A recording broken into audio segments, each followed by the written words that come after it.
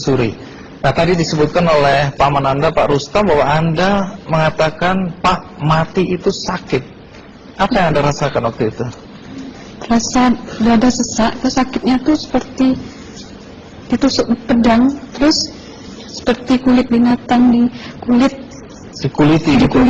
hidup-hidup. Sakit sekali waktu itu Sakit rasanya. sekali. Terus di dada saya terasa sesak.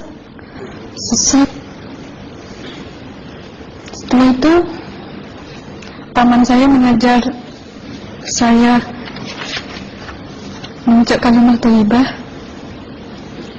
terus mengucap dua kalimat syahadat, asyhadu an la ilaha illallah wa asyhadu anna muhammadar rasulullah.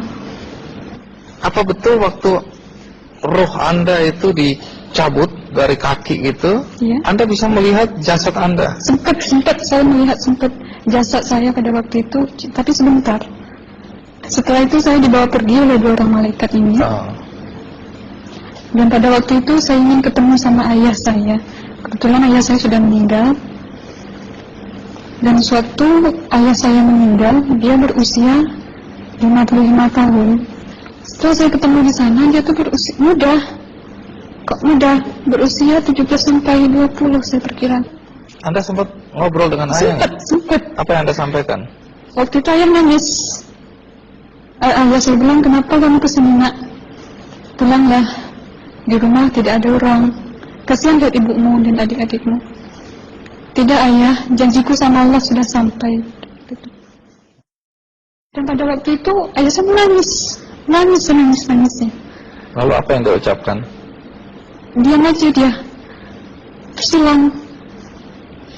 Kembali ke malaikat tadi, bentuk yang Anda lihat seperti apa malaikat ini? Dia ini laki-laki, tapi mukanya sama semua. Berapa malaikat? Dua. Iya. Fisiknya seperti apa? Seperti berserban, berpakaian ihram, mukanya sama. Wajahnya seperti apa? Wajahnya sulit saya gambarkan. Yang jelas dia ini sama, dua-dua itu sama rupanya. Apakah ada ucapan dari dua sosok yang Anda anggap malaikat itu? Ada. Apa kata mereka? Waktu itu saya mengalami perjalanan spiritual. Saya disoal oleh malaikat itu dengan sebutan ma ayyutuka, siapa Tuhanmu? Tanya. Waktu itu ruh saya menjawab, Tuhanku adalah Allah. Siapa pemimpinmu? Pemimpinku adalah Nabi Muhammad Sallallahu Alaihi Wasallam. Mana kiblatmu? Kiblatku adalah Ka'bah. Siapa kedua orang tuamu? Siapa saudara maramu? Terus saya diperjalankan. Setelah itu kedua orang malaikat ini memimpin tangan saya, tangan kiri saya, membawa saya ke satu tempat, menduduki saya di sebuah kursi. Pada waktu itu kursinya tuh empuk, mungkin 8 busanya ya, cantik. Terus di sana saya duduk di sebelah kanan saya ada tiba-tiba berwujud seorang perempuan. Dia mengaku amal. Kamu siapa? Kata saya. Aku adalah amalmu semasa kamu hidup di atas dunia. Dan selama kamu di sini, saya akan menemanimu sampai yaumul akhir, itu katanya. Dan pada waktu itu saya melihat perempuan-perempuan solehah berpakaian muslimah, berkerudung, mencium pipi kanan, pipi kiri. Mungkin salam perkenalan pertama waktu menduduki di situ. Setelah itu saya dihijrahkan lagi, dibawa oleh dua orang malaikat ini lagi, melihat dosa-dosa besar ya. Di sana saya diperlihatkan ada seorang laki-laki memikul besi di bahunya. Saya perkirakan besi itu mungkin beratnya tuh berton kali ya. Berat sekali ya. Berat sekali.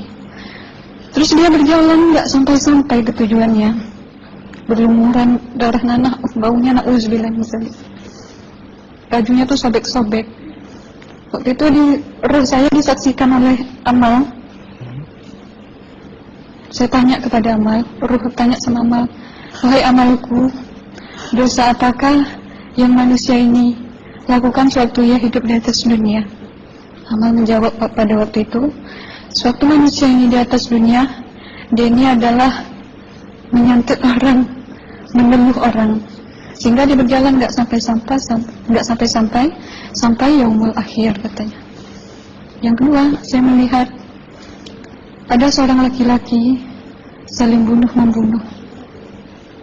Sebentar kayak gitu lagi. Waktu itu, suatu manusia ini hidup di atas dunia, dia adalah seorang pembunuh, hingga dia tidak mau bertanggung jawab terhadap orang yang dibunuhnya. Terus yang ketiga, saya melihat ada seorang laki-laki dihujam kemaluannya pakai besi panas, timah panas itu ya, hingga menembus. Waktu itu roh bilang sama Amal, wahai Amalku, dosa apakah yang manusia ini hidup di atas dunia? Amal waktu itu menjawab, suatu manusia ini hidup di atas dunia, manusia ini adalah seorang perzina. Setelah itu saya melihat ada seorang laki-laki disebati oleh rotan. Rotan itu menyebati kulitnya tuh hingga lepas daging sama kulitnya. Itu yang mau menjawab, suatu manusia yang hidup di atas dunia, dia ini tidak pernah sholat Islam, hingga waktu matinya pun dia tidak mengucap 2 kali syahadat. Dan pada waktu itu roh sama Amal sempat menghafiz Quran pada waktu itu dengan harapan supaya orang manusia yang Allah siksakan ini bisa terampuni dosanya. Jadi masih sempat waktu itu ya? Iya, roh sama Amal yang menghafiz Quran, bertahzim, bersalawat, baca ayat 1000 dinar, membaca Yasin. Tapi sayang, bahkan tambah banyak, Allah tidak mengampuni dosa-dosa mereka, sayangnya. Setelah itu, akhirnya yang terakhir kali berzikir. Zikir saya pada waktu itu, subhanallah, walhamdulillah, wa la ilaha illallah, wallahu akbar, la hawla wa la quwwata illa billahil aliyyil azim. Sekuat-kuatnya nada saya berteriak. Tiba-tiba saya merasakan detik jantung ya. Waktu itu mungkin paman saya yang menyaksikan. Itu saya koma. Disitulah sebenarnya Anda kembali ke jasad ya? Iya, benar. Jadi banyak sekali Anda menyaksikan kejadian-kejadian di alam sana ya. Nah, menarik karena waktu kami menghubungin Mbak Aslina, pada dasarnya Mbak Aslina keberatan menceritakan kembali kisahnya. Tapi kalau toh akhirnya Anda mau sampai di sini dan Anda sudah bercerita, apa harapan Anda pada orang-orang yang mendengarkan kisah ini?